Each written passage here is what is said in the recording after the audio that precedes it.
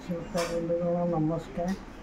आज मुझे गोटे आपण मान अनुरोध रे गोटे कविताटे लिखी सेटा पढ़ी। जून 12 तारिख रे अहमदाबाद लंडन ट्रेन एक्सीडेंट रे सुमित जे कि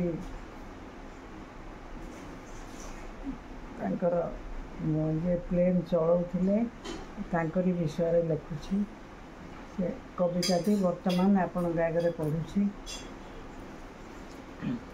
सुमित आज फेरुची, सुमित आज फेरुची, मोर अति आदरर पुत्र। से पायलट इंडिया रु लंडन जाउची।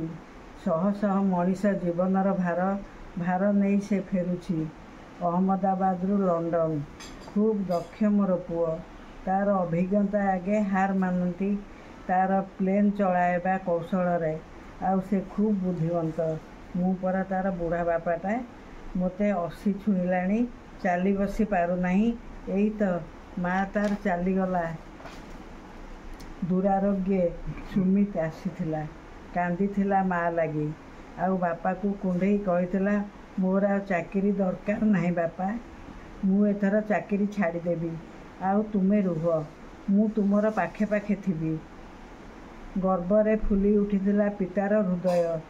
हाँ तो ए जुगरे सुमित परी पुओ काहार अछंती। सुमित जाइथिला प्लेन रे। एथरक से तांको पाखु फेरी आसिबो, ता मार दुख दूरेई देबो। मो सुमित, मो बहुत भाग्यवान। मो सुमित आसिबो, फोन करिछि बापा, मु लंडन रे पहुँची, प्लेन रे भी बसिलिणी। फेरियास पुत्र फेरियास। आतुर कंठे बापा भगवान को डाकुछंती।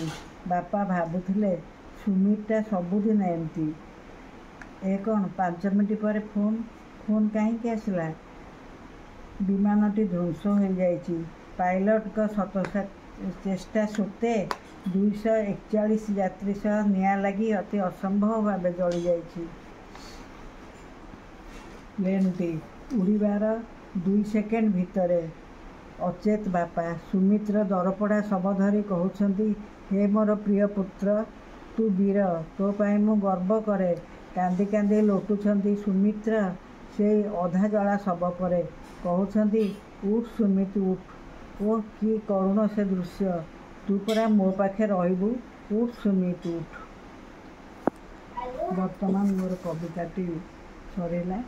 एटा से पायलट बापा प्रति कर्तव्य एवं तांको स्नेह देखी एवं से बापार कांद देखी मुझे कविताटी आपण मान अनुरोध रे लिखिछि। मु समस्त यात्रीकर आत्मार सद्गति निमंते भगवान को प्रार्थना करुछि। नमस्कार।